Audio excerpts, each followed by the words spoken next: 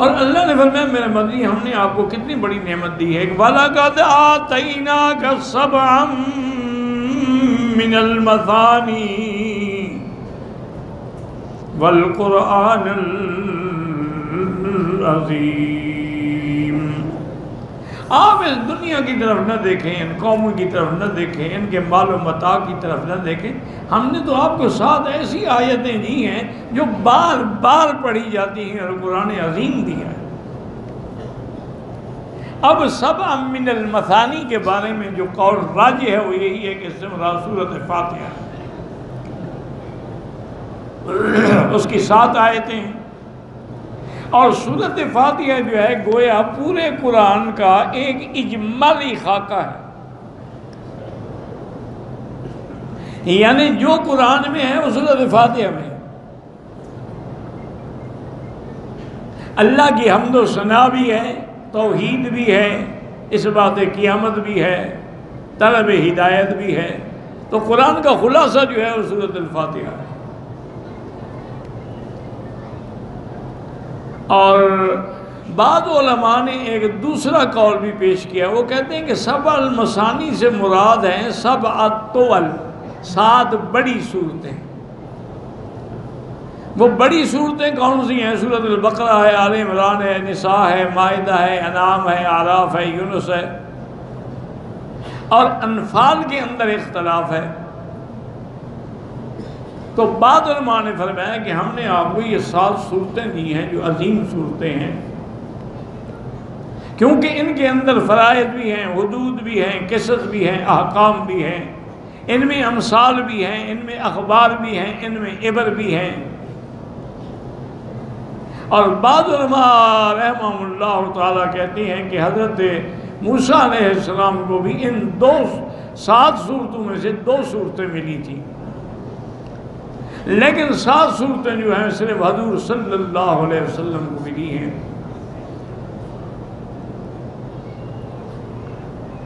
لا تمدن عینیک الی ما متعنا به ازواجا منهم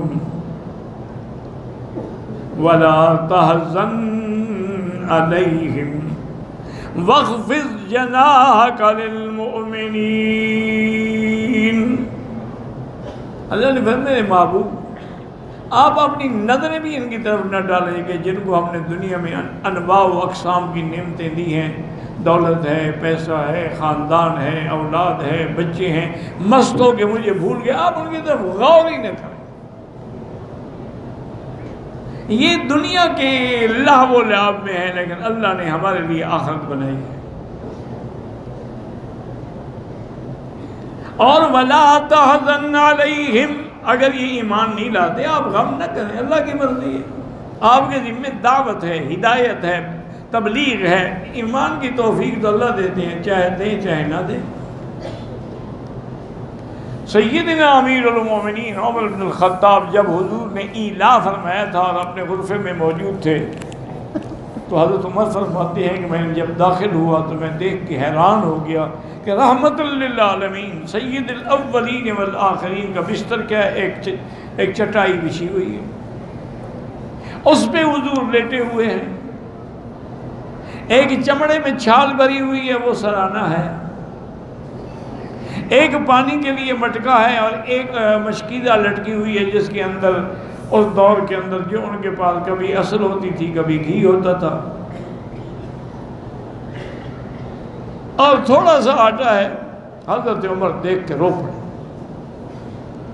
حضور نے فرمایا ما یبکی کا یا عمر، کیوں رو رہے ہیں؟ انہوں نے کہا یا رسول اللہ یہ کیسر و کسرا کے بادشاہ جو ہے، جو نافرمان ہیں، خدا کے منکر ہیں، اسلام کے منکر، دین کے منکر، ان کے دولت دیکھیں، دربار دیکھیں، محلات دیکھیں، اور آپ خاتم الانبیاء والمرسلین، آپ کا یہ حال ہے۔ حضرت اٹھ کے بیٹھ گئے، فرمایا کہ عمر اما ترضا، تم اس بات پہ راضی نہیں ہو کہ ان کے لیے دنیا کی نعمتیں ہوں اور ہمارے لیے آخرت کی ہوں؟ ان کے لیے دنیا کی نعمتیں ہیں وہ تو ختم ہو جائیں گی، ہمارے لیے آخرت کی نعمتیں ہیں جو کبھی ختم نہیں۔ اور اللہ نے یہ بھی ہدایت دی کہ میرے مدنی مومنین کے ساتھ آپ محبت سے پیش آئیں. وَخْفِضْ جَنَاحَكَ لِلْمُؤْمِنِينَ. جناح کندھے جھکانے کا معنی ہوتے ہیں تواضع کے ساتھ محبت کے ساتھ ان کے پیش آئیں. حضور صلی اللہ علیہ وسلم نے بھی ساری زندگی پھر کبھی مال و متاع کی طرف نظر بھی نہیں فرمائی اور ساری زندگی مومنین کے ساتھ محبت سے پیش آئے. اس لیے حضرت انس رضی اللہ تعالیٰ عنہ فرماتے ہیں کہ میں نے دیکھا کہ حضور صلی اللہ علیہ وسلم نے جو کسی نے مانگا کبھی لا کہا ہی نہیں، انکار کیا ہی نہیں. اور کہتے ہیں کہ میں نے 10 سال حضور کی خدمت کی ہے. ما قہرنی ولا ضربنی، نہ تو مجھ پہ غصہ ہوئے، نہ مجھے کبھی مارا، اور نہ مجھ سے کہا کہ یہ کام تم نے کیوں کیا ہے، اور نہ کہا کہ کیوں نہیں کیا. جو کیا الحمدللہ، نہیں کیا تو الحمدللہ. کیونکہ حضور علی خلق عظیم تھے اور اللہ تبارک و تعالیٰ کے حکم کے مطابق انہوں نے زندگی گزاری. مومنین کے لیے آپ سراپا رحمت تھے، سراپا عفو تھے، سراپا کرم تھے. ہاں کافروں کے مقابلے پہ اس میں کوئی شک نہیں ہے کہ لازماً حضور صلی اللہ علیہ وسلم کو سختی بھی کرنی پڑی. واللہ اعلم.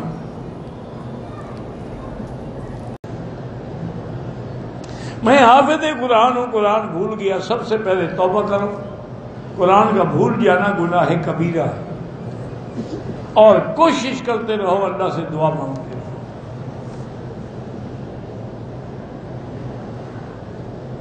میرا وضو ٹوٹ جاتا ہے، ہوا خارج ہوتی ہے، تو ہر نماز کے لیے تازہ وضو کرنا ہوگا. یعنی اب آپ نے جو مغرب سے وضو کیا وہ عشاء تک کافی ہے. نمازیں پڑھتے رہیں، طواف کریں، پھر عشاء کے لیے دوبارہ کریں. اللہ پاک پریشانیوں سے بچائے، بیماریوں سے بچائے. میرے اوپر جنات کا اثر ہے. میں نے کچھ دن سورۃ بقرہ پڑھی، وہ زیادہ آ گئی. یہ ہو نہیں سکتا کہ سورۃ بقرہ پڑھو اور شیطان نہ جائے، ناممکن بات. اللہ کا قرآن پڑھو گے شیطان بھاگ جائے گا کہ آئے گا؟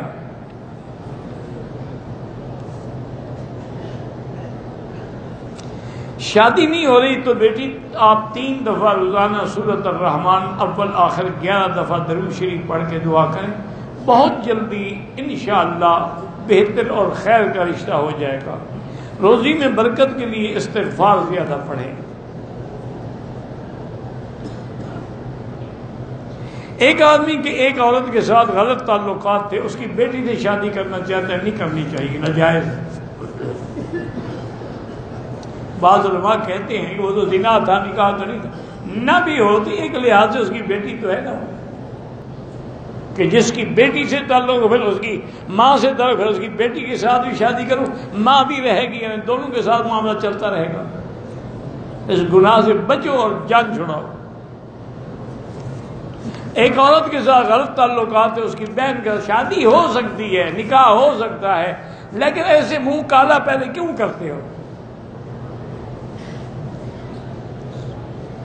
اور دیکھیں نا، جس گھر میں آپ ایک بہن سے شادی، اس کی بہن سے آپ کا تعلق تھا ناجائز زنا کرتے، اس بہن بیوی پہ کیا گزرے گی؟ کبھی گھر آباد نہیں ہوگا. ایسے رشتے کیوں کرتے ہیں؟ مجھے اپنی جان و مال اور عزت کا خطرہ ہے. رشتہ داروں سے میرا خامند بچے ملتے ہیں، خطرہ ہے تو آپ نہ ملا کریں. ضروری تو نہیں ہے کہ خامند کے رشتہ داروں سے ملو، اور خاص طور پہ جہاں عزت کا خطرہ ہو وہاں کبھی بھی نہیں جانا چاہیے. میری اور میری گھر والی کی چھوٹی چھوٹی باتوں میں لڑائی ہو جاتی ہے تو یا اللہ ہو، یا لطیف ہو، یا ودود پڑھا کرو، اللہ رحمت کرے گا. اللہ پاک جن کی اولاد نہیں ہے ان کو اولاد صالح عطا فرماوے. امیر ہو یا غریب ہو، شریعت کا حکم برابر ہوتا ہے. میری بیوی کو اللہ نے اولاد جیسی رحمت نعمت کی امید لگائی ہے. کھجور وغیرہ کوئی لے آنا، میری گھٹی لگانے سے کیا ہو جائے گا؟ میں کوئی بزرگ ہوں یا کوئی پیر ہوں یا فقیر ہوں، اپنے ملک کے کسی اللہ والے سے لگا لیجئے. اللہم صلی علی سیدنا محمد وعلی آل سیدنا محمد وبارک وسلم. یا اللہ یا اللہ یا رحمان یا رحیم یا حی یا قیوم یا ذی الجلال والاکرام. یا الہنا الہ کل شیء الہا واحدا لا الہ الا انت اللہم انت المیسر لکل عسیر وانت علی کل شیء قدیر یا لطیف الطف بنا فی تیسیر کل عسیر فإن تيسير كل عسير عليك يسير اللهم يسر أمورنا وأمور أولادنا وأولاد أولادنا وبناتنا وأخواننا وأمور أصحابنا وأمور من أوصانا واستوصانا وأمور المسلمين برحمتك يا أرحم الراحمين يا أرحم الراحمين اللهم ارحم ضعفنا واجبر كسرنا واشفنا واشف مرضانا وارحم موتانا واستجب دعانا ولا تخيب رجانا برحمتك يا ارحم الراحمین۔ یا اللہ بیماروں کو شفا عطا فرما، یا اللہ ہر بیمار کو شفا عطا فرما، ہماری ظاہری باطنی روحانی جسمانی بیماریاں پریشانیاں دور فرما، بے حیاؤں کو حیا عطا فرما، بے اولادوں کو اولاد صالح عطا فرما، جن کے گھروں میں بچی ہے ان کو خیر کے رشتے نصیب فرما۔ یا الہ العالمین، پورے عالم میں جتنی مساجد ہیں، مدارس ہیں، دین کے ادارے ہیں، ان کی حفاظت فرما۔ یا اللہ حرمین الشریفین اس بلد الامین کو قیامت تک ہر فطرت سے محفوظ فرما۔ یا اللہ مسلمان فلسطین میں ہیں، کشمیر میں ہیں، عرب میں ہیں، عجم میں ہیں، یا اللہ ان کی جان مال آبرو عزت کی حفاظت فرما۔